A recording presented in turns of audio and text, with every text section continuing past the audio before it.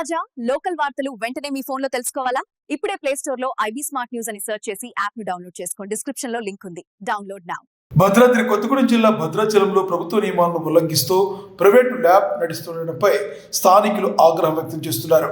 ప్రభుత్వ ఏరియా ఆసుపత్రి ఎదురుగానే ల్యాబ్ నడపడం నిబంధనలకు విరుద్ధమని ఆరోపిస్తున్నారు.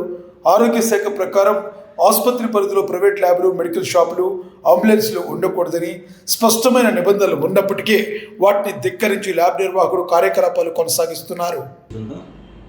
సార్ తీసుకొని మేము ప్రొడ్యూస్ చేయడం జరుగుతుంది. సార్ వచ్చేసి హైదరాబాద్లో ఉంటారు. సార్ది డిజిటల్ సైన్ అనేది మా ల్యాబ్ ద్వారా మేము యూజ్ చేసుకుంటున్నాం. సార్కి ఫోన్ చేస్తే ఆయన 1 year నుంచి నాకు కాంటాక్ట్లో లేరండి, నాకు దానికి ఎటువంటి సంబంధం లేదని ఆయన అంటున్నారు. మళ్ళీ ఆయన వర్షన్ ఏంటి? ఓకే, సార్తో కూడా మేము మాట్లాడాము. ఒకసారి సార్ తోటి మీరు ఒకసారి తీసుకోండి, రిఫరెన్స్ తీసుకోగలరు. థ్యాంక్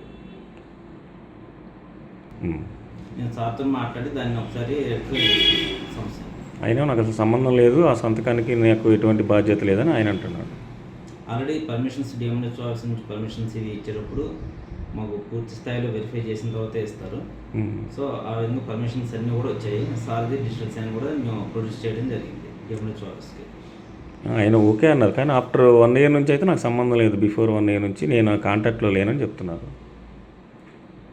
అంటే రెగ్యులర్గా సార్ ప్రతిదీ కూడా మేము ఏదైతే ఉంటుందో డిజిటల్ సైన్ అనేది ఆన్లైన్లో వచ్చేస్తుంది. ఇది ఎనీ డెస్క్ ద్వారా కనెక్ట్ అయి ఉంటుంది.